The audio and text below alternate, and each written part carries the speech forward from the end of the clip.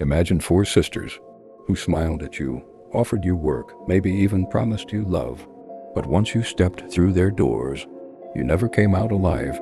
This is the true story of Las Poquianchis, Mexico's most infamous murderers who turned their brothels into mass graves. In the quiet towns of Guanajuato and Jalisco, Mexico, people whispered about women disappearing.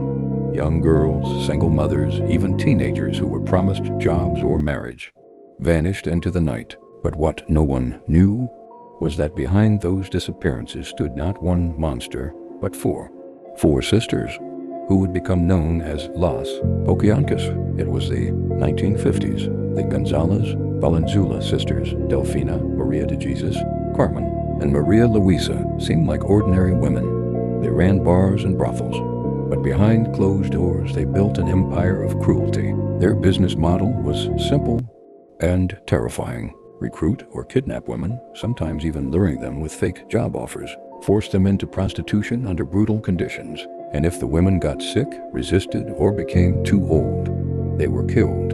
Inside the walls of their brothels, torture was daily routine. Survivors said the sisters ruled with iron fists, punishing even the smallest acts of disobedience. Victims were beaten, starved, and locked in dark rooms. Those who begged for freedom met a far worse fate: execution and burial in secret pits. The sisters didn't work alone. They had corrupt policemen, hired gunmen, and even priests who protected them. For years, their reign of terror grew, but in 1964, everything unraveled. Authorities began investigating after a woman escaped one of their brothels.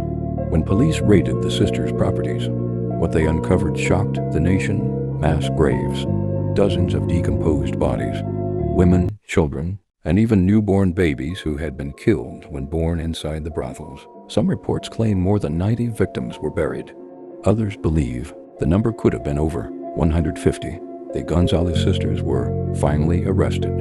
During trial, their lack of remorse chilled the courtroom. They defended their crimes as business. In 1964, they were sentenced to 40 years in prison. But many Mexicans felt the punishment was far too light for the horrors committed. The story of Las Poquianchis spread across Mexico like wildfire. They became a symbol of corruption, violence, and the darkest depths of human cruelty. Even today, their name is whispered in true crime circles. A reminder that sometimes evil doesn't hide in monsters under the bed, but in the faces of those who seem ordinary.